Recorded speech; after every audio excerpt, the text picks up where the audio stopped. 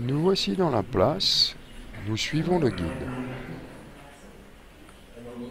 Nous arrivons, après de longs couloirs, à la salle où nous allons découvrir le grand escalier d'apparat.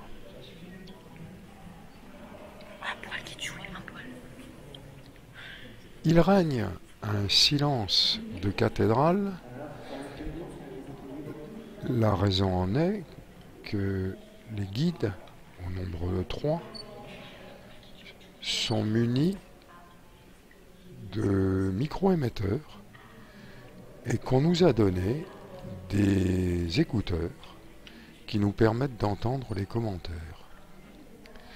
Curieusement, il n'y a que la guide hongroise, pour le public hongrois, qui parle à voix haute. Voici donc cet escalier d'apparat par lequel entrent les gouvernements nouvellement nommés ou les chefs d'État en visite officielle en Hongrie qui sont reçus au Parlement. Tout cet ensemble architectural date de la fin du XIXe siècle.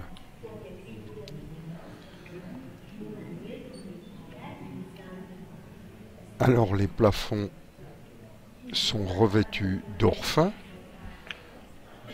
Il y en aurait 42 kilos collés en hauteur.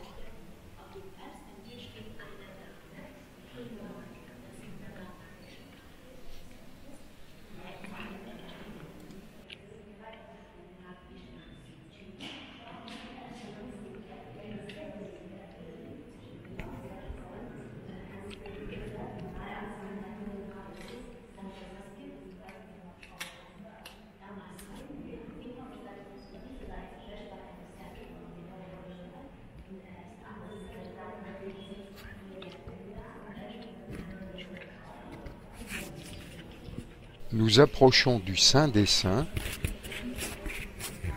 la salle de la coupole, où sont exposés les joyaux de la couronne de Hongrie, et où il est totalement interdit de filmer ou de photographier. Donc vous ne verrez rien ou pas grand-chose.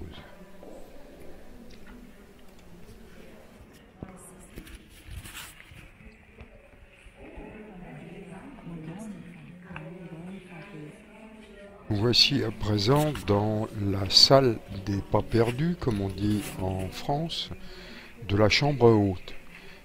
La chambre haute, dont le sol est revêtu d'un tapis bleu, alors que la chambre basse, bien entendu, le tapis est rouge.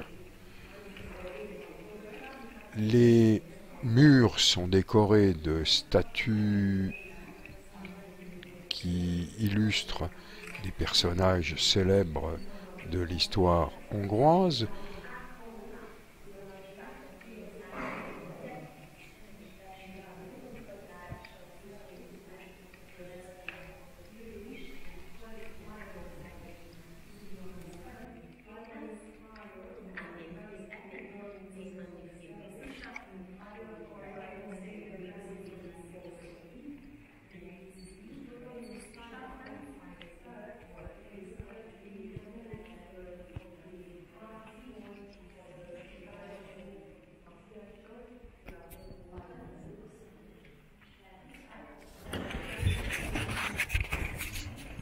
La salle du Parlement, l'hémicycle proprement dit.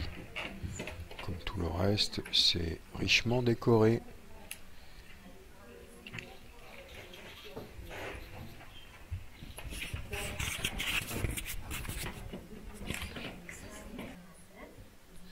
Sur les pupitres, chaque représentant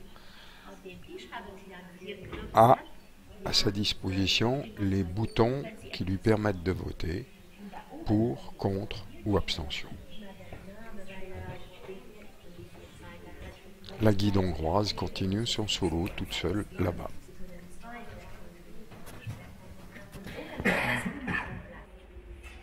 Par la fenêtre, on aperçoit le Danube